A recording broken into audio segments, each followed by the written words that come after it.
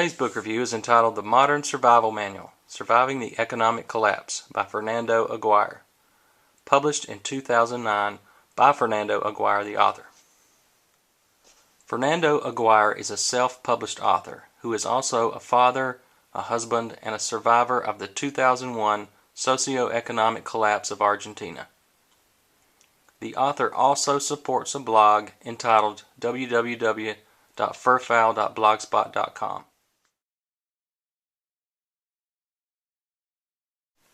The Modern Survival Manual gives a short version of the Argentina government and a political analysis of how this country reacted during turbulent times. It also gives the reader a sense of how the people responded with rioting and chaos, and how one man viewed this situation and what he did to survive it. He shares with the reader what kind of attitude to have and how to prepare yourself for similar situations. Anyone who wants a general sense of what it would be like to experience an economic collapse of a country and how businesses and social services will begin to close up shop would benefit from reading this book. It also gives a reader the sense of reality and what's considered by the author to be foolishness versus what is safe in a scenario like this one.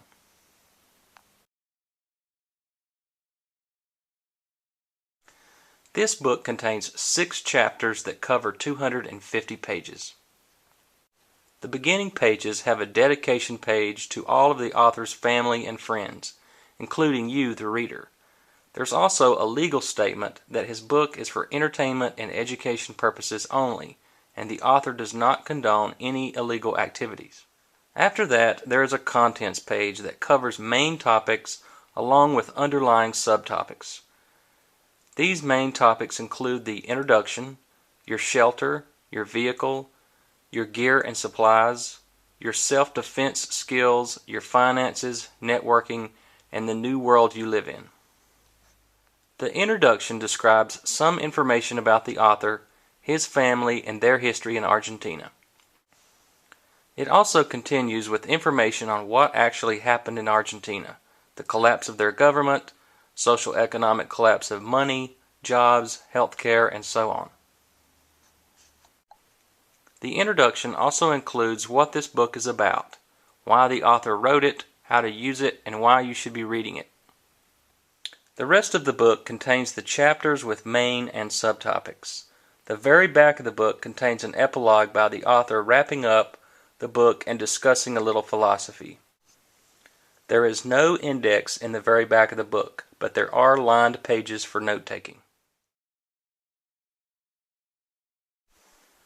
This book gives the reader a real-world scenario of what really happened to another country that suffered an economic collapse. It also gives you a citizen's perspective on what happened and how he survived. There is no substitute for real-world experience.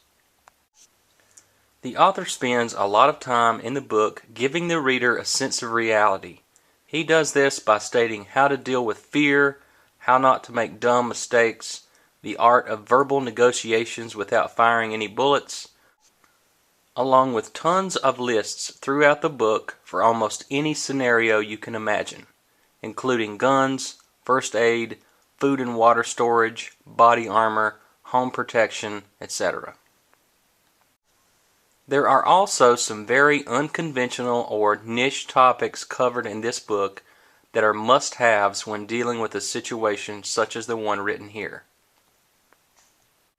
Those topics include discussions on body armor, self-defense for men and women, defensive and evasive driving, edible game found in the city, unconventional weapons, knife attacks and fighting, recession-proof jobs, bartering and bribery, and so on. Lots of good information written here.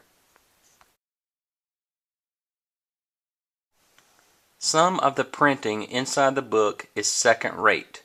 It shows signs of smearing and can at times be difficult to read. The book really needs editing. There is repetitiveness at times, poor organization. It reads much like a blog or an online forum post. There's no break between chapters, no photos, no illustrations or diagrams. and also sometimes rambling about certain topics. Throughout the book, there are run-on sentences, incomplete sentences, as well as misspelled words. It's obvious that English is not the author's first language and that this book didn't see a professional editor. The book does not discuss the day-in, day-out scenarios that occurred during this economic collapse, but rather some generic observations that led the author to make informed decisions about his family's safety or his self-preservation. In many cases, the book does not go into detail how these decisions were derived specifically. For example, the author does not give the reader a scheduled type example stating what specifically occurred on the first day he saw trouble, versus how things deteriorated a week later, 2 weeks later, and so on. Some of the suggestions and advice is not relevant to anyone living in the United States or other countries. For example, some of the vehicle considerations aren't relevant due to the fact that the vehicles in Argentina aren't really used in the United States. Also, the defensive driving section, the author suggests manual transmissions. However, most U.S. drivers and newer cars on the market today don't have manual transmissions.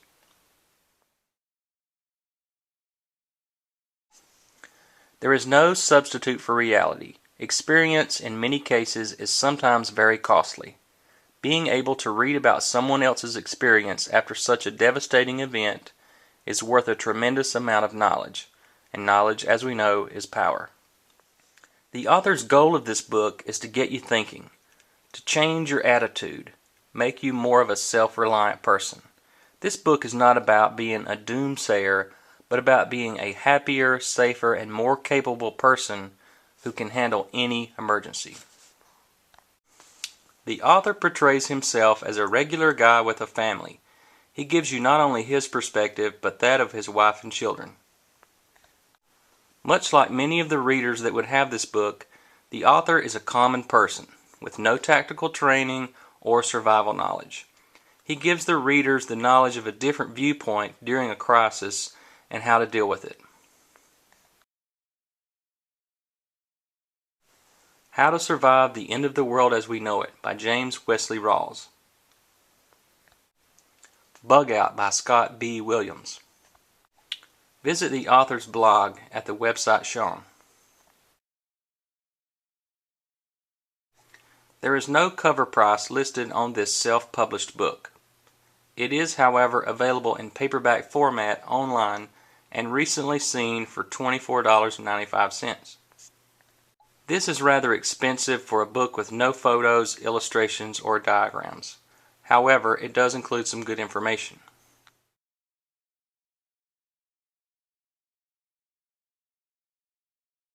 The Modern Survival Manual, Surviving the Economic Collapse, received 4 solid stars. This book was moderately enjoyable, a nice read. Although lightly researched in some areas, it still provides some convincing arguments. This book is recommended. Check it out. Thanks for watching the Survival Bookshelf, and stay tuned for more.